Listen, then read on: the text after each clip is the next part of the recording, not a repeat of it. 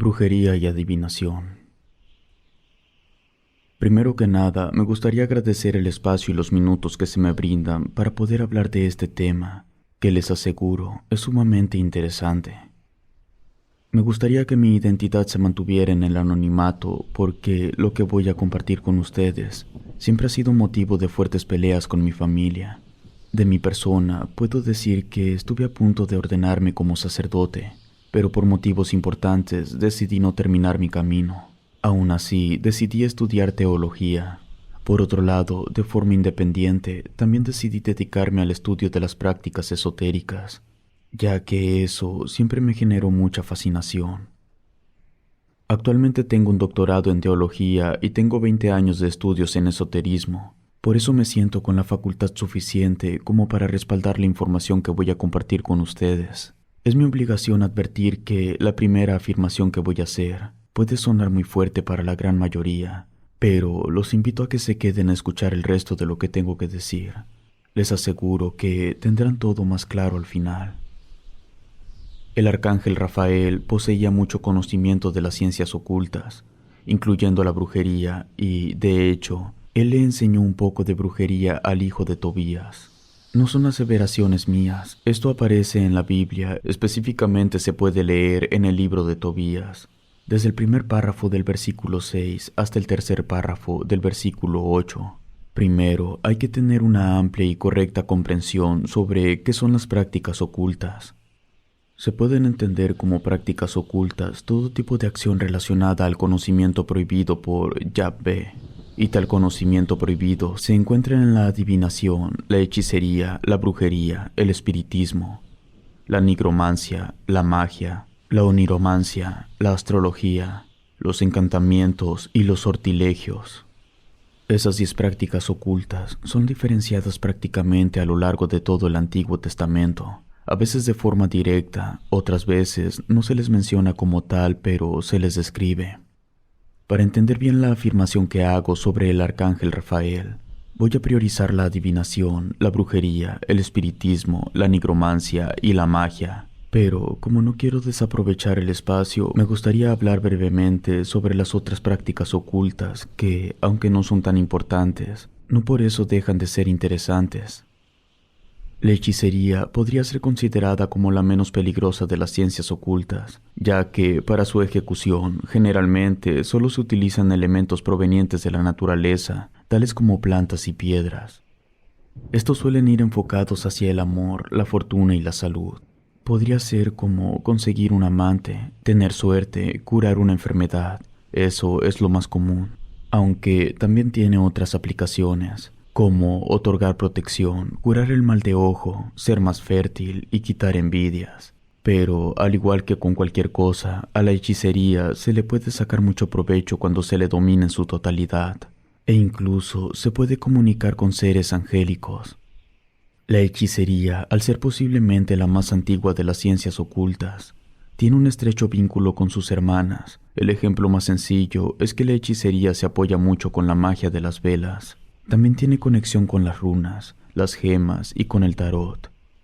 Esto se debe a que estas otras 3 prácticas tratan de mantenerse en el campo espiritual más cercano al plano terrenal. Otra de las ciencias ocultas es la oniromancia, que, al tratarse de la interpretación de los sueños, es una de las prácticas más complicadas de aprender y de ejecutar de la forma correcta, y esto se debe a que los sueños son subjetivos. Soñar con el océano no tendrá el mismo significado para un surfista que para una persona que sufre de talasofobia.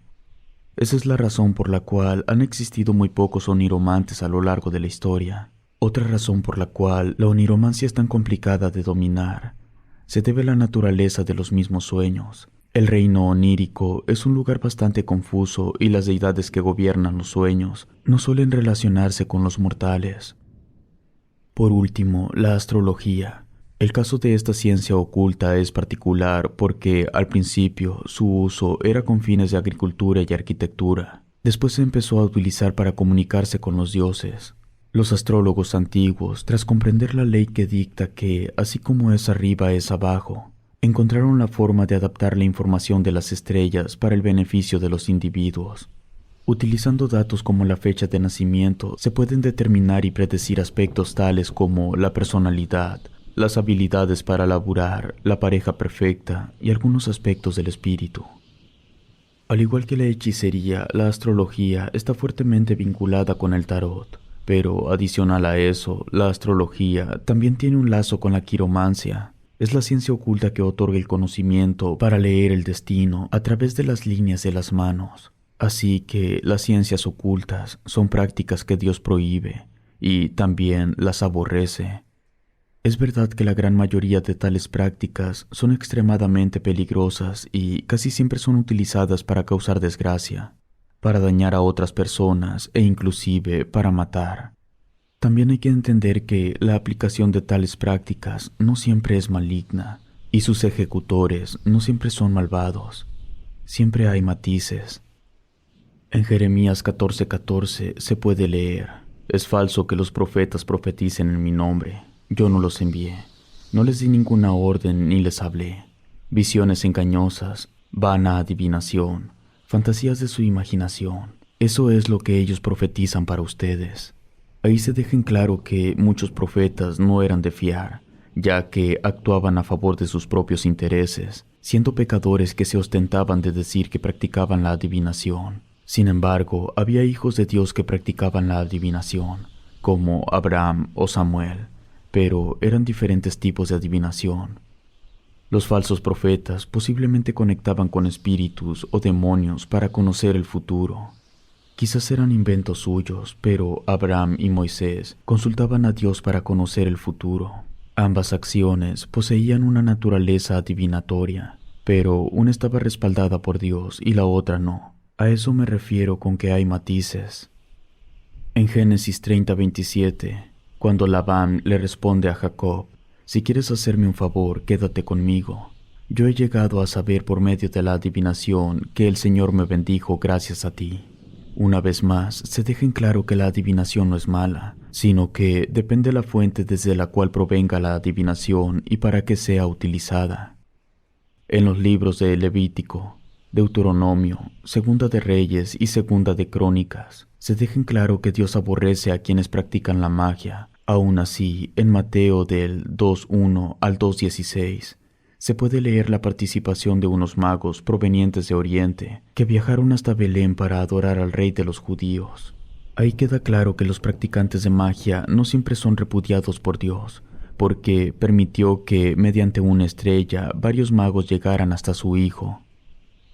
La adivinación profética jugó un papel muy importante en todos los acontecimientos que son narrados en la Biblia, pero hay una serie de sucesos que casi todos conocen, pero ignoran que la adivinación está detrás de tales sucesos. Para esto hay que ir al primer libro de Samuel y leer desde el primer párrafo del versículo 9 hasta el último párrafo del versículo 28. Así es como lo presentan en la Biblia. Saúl se convertiría en el primer rey de Israel. En aquellos tiempos, los videntes tenían una posición privilegiada, tanto que ellos bendecían los sacrificios que se realizaban en honor a Dios. Saúl, antes de convertirse en rey, conoció al vidente profético llamado Samuel, y fue precisamente él, por revelación de Dios, quien ungió a Saúl como el primer rey de Israel. Dios reveló a Samuel que Saúl estaba destinado a salvar a los israelitas de los filisteos. También debía enfrentar a los amonitas y a los reyes de Sobá y de Moab. Cuando Saúl era rey, Dios le concedió el privilegio de la adivinación, y mediante esa práctica, Yahvé le revelaría las acciones que debía realizar. Una de las primeras revelaciones fue que debía ir hasta el pueblo de Amalek y consagrarlo al sacrificio por completo.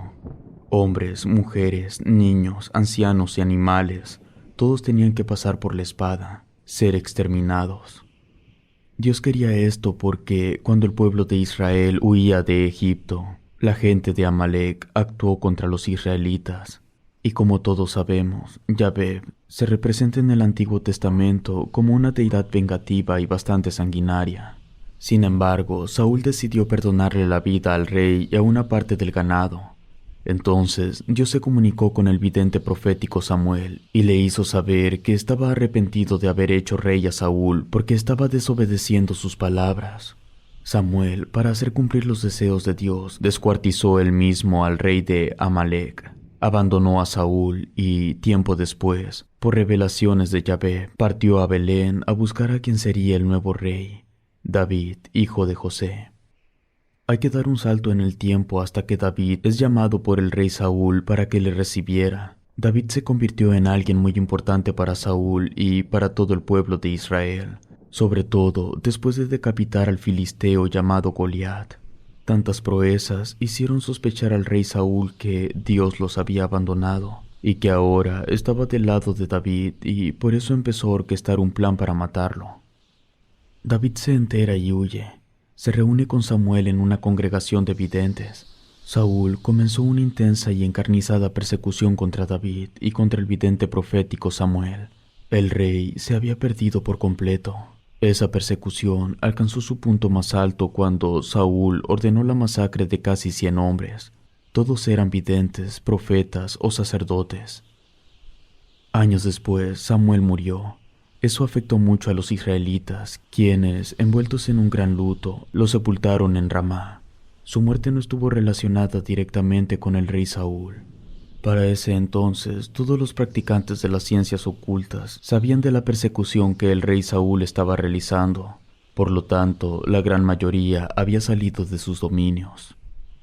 En esos tiempos se avecinaba un fuerte enfrentamiento entre los filisteos, que estaban apostados en Sunem, y el ejército del rey Saúl, que acababan de arribar a Gelboé. Él sabía que no estaba bien, así que trató de comunicarse con Dios, pero Yahvé decidió ignorarlo. Fue entonces que Saúl ordenó a sus hombres que buscaran a la nigromante más poderosa que hubiera, porque quería comunicarse con el espíritu del fallecido Samuel. Finalmente, Saúl se reunió con la bruja nigromante de Endor. Ella invocó a Samuel y él le reveló una fatídica verdad. Saúl y todos sus hombres estaban destinados a caer ante los filisteos para que así David pudiera asumir el trono. Lo descrito en esos versículos de la Biblia nos demuestran varias cosas. La más evidente es que Dios siempre ha guiado el destino de la humanidad utilizando a sus profetas como si fueran avatares que servían como videntes para los humanos. Pero, sin duda alguna, lo más interesante y extraño al mismo tiempo es que se decide de forma literal que una bruja con habilidades y conocimientos de la nigromancia puede invocar a un hombre elegido por Dios. Eso evidencia el poderoso alcance del conocimiento de las ciencias ocultas. Tal vez por eso Dios aborrecía a quienes elegían ese camino. El inmenso poder de la bruja nigromante de Endor tiene mucho que ver con lo que se dijo al principio, que el arcángel Rafael tenía conocimiento sobre las ciencias ocultas. Algunas cosas escritas en el libro de Éxodo son curiosas, porque Dios optó por utilizar magia y hechicería durante el conflicto con el faraón en tierras egipcias. En Éxodo, versículo 7, párrafos del 9 al 12, se puede leer lo siguiente. Cuando el faraón les pida que hagan un prodigio, tú le dirás a Aarón, toma tu cayado y arrójalo delante del faraón, y el cayado se convertirá en una serpiente. Moisés y Aarón se presentaron ante el faraón e hicieron todo lo que el Señor les había ordenado. Aarón arrojó su cayado delante del faraón y de sus servidores, y el cayado se transformó en una serpiente. El faraón, a su vez, convocó a los sabios y hechiceros y los magos de Egipto. Valiéndose de sus artes secretas, hicieron otro tanto. Cada uno arrojó su bastón y estos se transformaron en serpientes. Pero el de Aarón devoró a todos los demás. Aquí Dios está permitiendo y ordenando que ellos hagan uso de brujería y hechicería. Si Dios Todopoderoso posee conocimiento de las ciencias ocultas, no suena tan descabellado que un arcángel también tenga algo de ese conocimiento. En el libro de Levítico, en el versículo 19, en los párrafos del 26 al 28, dice lo siguiente: Ustedes no comerán nada que tenga sangre. No practicarán la magia ni la adivinación. No se cortarán el borde de la cabellera en forma de círculo, ni cortarás el borde de tu barba. No se harán incisiones en la carne a causa de los muertos, ni tampoco se harán tatuajes. Yo soy el Señor. Aquí podemos encontrar una aparente contradicción. Dios le permitió a Moisés y a Aarón que hicieran uso de su magia, pero en el libro de Levítico Prohíbe que se practique la magia y la adivinación. También se habla de que no se pueden hacer tatuajes. En cuanto a los tatuajes, en realidad se está refiriendo a la acción de grabarse runas en el cuerpo, porque las runas poseen cualidades mágicas. Es verdad que en la Biblia nunca se menciona cuál es el origen de las ciencias ocultas, pero posiblemente tal conocimiento se encontraba dentro del fruto prohibido. Era información reservada para Dios, información la cual también poseía el arcángel Rafael, pero nadie más. Hay que ir al libro de los números y leer desde el versículo 17 hasta el versículo 31. Ahí podemos ver que Dios se enfurece contra su pueblo porque están cayendo en pecado debido a las madianitas y a las moabitas y a sus artes oscuras. Por lo tanto, Dios, haciendo una contundente demostración de su abrumante e inmenso poder, provoca plagas que solo desaparecen con el derramamiento de sangre madianita y moabita. Aunque nunca se especifica cuál o cuáles eran las ciencias ocultas que esas mujeres practicaban, es fácil intuir que se trataba de brujería o algo similar. Eso no es todo. Esas mujeres adoraban al dios Baal de Peor, y los israelitas, convencidos por las mujeres, participaron en rituales y sacrificios en honor a ese dios. Es por eso que podemos leer la siguiente orden de Yahvé en Números, versículo 25, párrafos 4 y 5. Toma a todos los jefes del pueblo y cuélgalos públicamente. Moisés dijo a los jueces de Israel: cada uno de ustedes matará a aquellos de sus hombres que se sometieron a Baal de Peor. Baal pudiera ser una interpretación del líder de los ángeles caídos. Así que, si las adoradas del maligno tenían conocimiento de las ciencias ocultas, significa que el maligno también posee ese conocimiento. Así que Dios, el arcángel Rafael y el maligno saben y enseñan esas prácticas. Dios a Moisés, Rafael al hijo de Tobías y el maligno a sus adoradoras. Pudiéramos teorizar que Rafael y el maligno tienen una conexión de la que no se habla en la Biblia.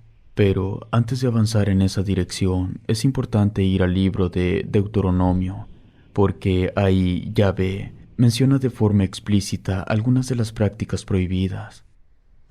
Deuteronomio, versículo 18, párrafos del 9 al 12. Cuando entres en la tierra que el Señor tu Dios te dará, no aprendas a practicar las abominaciones que cometen esas naciones. Que no haya entre ustedes nadie que inmole en el fuego a su hijo o a su hija, ni practique la adivinación, la astrología, la magia o la hechicería. También se menciona por primera vez la astrología y los encantamientos, y aunque no se mencionan, es fácil interpretar otras ciencias ocultas. Un evocador de muertos es un nigromante, y un consultor de espectros es un demonólogo. De todas esas, aparentemente, la ciencia oculta más peligrosa y poderosa es la nigromancia acompañada de la brujería, porque, tal como vimos en la historia del rey Saúl, una bruja nigromante fue capaz de invocar el espíritu de un profeta elegido por Dios. Aquí hay que denotar una diferencia. Un médium puede consultar a los espíritus que se encuentran vagando en la tierra, y un nigromante puede invocar al espíritu de cualquier muerto.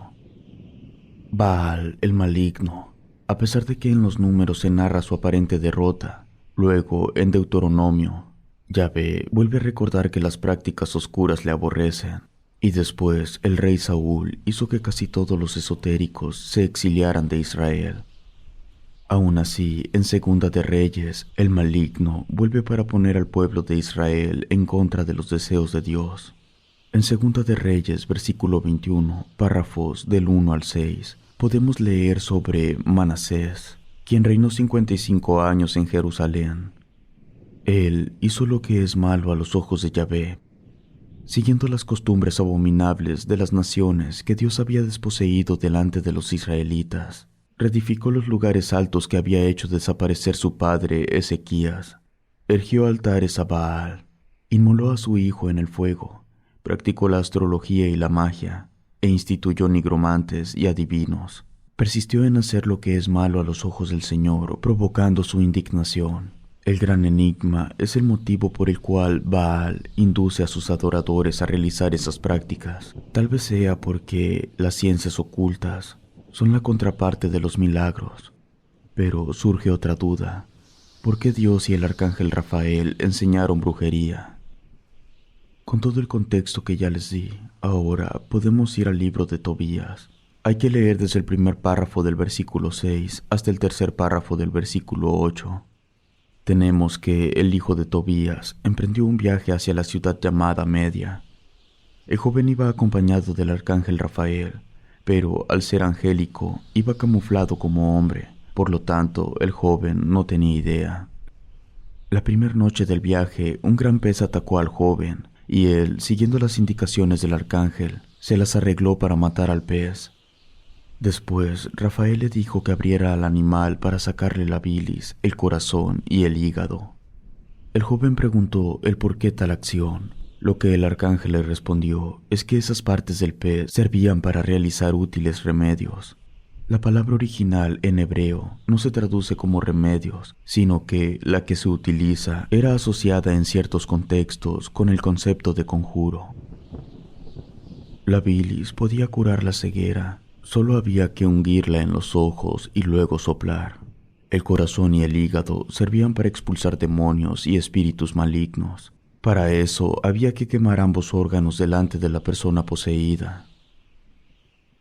Continuando el viaje, Rafael le comentó que debían llegar con una mujer a la que el joven debía tomar como esposa. El problema era que esa mujer ya había sido esposa 7 veces. Y sus 7 maridos habían sido asesinados durante la noche de bodas por el demonio Asmodeo.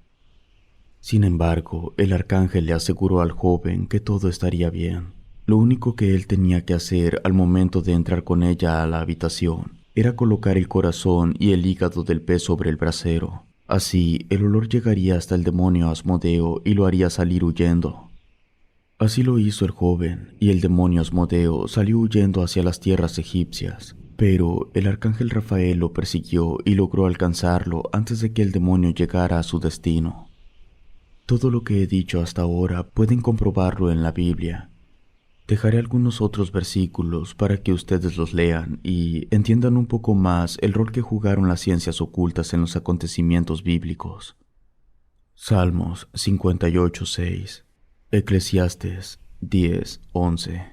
Sabiduría 12:4 al 18:13, Eclesiástico 12:13 y 34:5, Isaías 3:3 al 47:12, Daniel 1:20 al 4:4, Miqueas 3:11 y 5:11, Nahum 3:4, Zacarías 7:2. Yo tengo la teoría de que el origen de las ciencias ocultas se remonta al Edén, al fruto prohibido. Tal vez Dios creó las ciencias ocultas, o tal vez las descubrió. Para poder formular mi teoría es necesario contraatar la teología judeocristiana con otras mitologías alrededor del mundo. Haciendo esto, salen a relucir cosas muy interesantes. Conforme más se indaga, más confuso se vuelve, pero voy a tratar de explicarlo de la forma más sencilla que me sea posible. Yahvé, al ser el Dios supremo, es el equivalente a Cronos. Si bien Cronos es hijo de Gea y de Urano, los padres de Cronos son más bien un concepto o principio más que un ser como tal. Cronos da vida a los primeros dioses, de forma similar en la que el Dios todopoderoso Yahvé da vida a los primeros seres angélicos de la creación. En la mitología griega se nos narra cómo Cronos es enfrentado y derrotado por sus hijos, los olímpicos, siendo Zeus el más poderoso de esos dioses. En los relatos bíblicos se nos narra cómo un ángel se rebela contra Yahvé, causando una guerra en el cielo de la cual sale victorioso Yahvé y sus ángeles. Zeus es una deidad equivalente a Baal, por lo tanto Zeus es equivalente al maligno. Dos versiones de la misma historia. Cabe destacar que la versión más antigua es la de Zeus saliendo victorioso, versión que es replicada en todas las religiones del mundo, con sus diferencias causadas por el paso del tiempo y el ir pasando de boca en boca a través de las generaciones. En Mesoamérica tenemos a Quetzalcóatl, En Egipto está Osiris, en el hinduismo está Indra. Pasaron miles de años antes de que el nombre de Yahvé apareciera entre los hombres, pero tiene sentido porque, según los relatos bíblicos, el maligno y sus seguidores cayeron a la tierra. Por lo tanto, ellos difundieron su versión donde ellos fueron los que ganaron. El motivo del conflicto varía según quien lo cuente, pero teorizando que el motivo fue que Baal quería compartir el conocimiento de las ciencias ocultas con los hombres, cosa con la que Yahvé no estaba de acuerdo. Esa teoría tiene cierto peso, porque en Génesis se habla de cómo la serpiente, mediante la tentación, consigue que Adán y Eva obtengan el conocimiento, así desobedeciendo a Dios. Ahora falta Rafael, el arcángel conocido como la medicina de Dios. En la mitología griega está Apolo, dios que tenía el poder de sanar las enfermedades, pero Apolo es hijo de Zeus. Esto pondría al arcángel Rafael como hijo del maligno. Estoy consciente de que todo lo que estoy contando puede sonar demasiado descabellado, pero eso explicaría por qué él tiene el conocimiento prohibido. El maligno era el favorito de Dios, por eso pudiera haber tenido conocimiento de las ciencias ocultas. Rafael, siendo hijo de Baal, también tendría ese conocimiento sobre el por qué Rafael terminó del lado de Dios y no del lado de su posible padre. Da para muchas interpretaciones. Para terminar, quiero dejar en claro que todo lo dicho aquí tan solo son teorías mías, pero están sustentadas tanto en la Biblia como en las similitudes con otras mitologías. Depende de cada quien llegar a sus propias interpretaciones.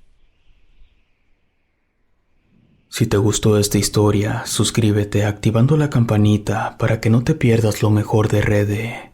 Gracias por escucharnos. Relato escrito y adaptado por Ramiro Contreras.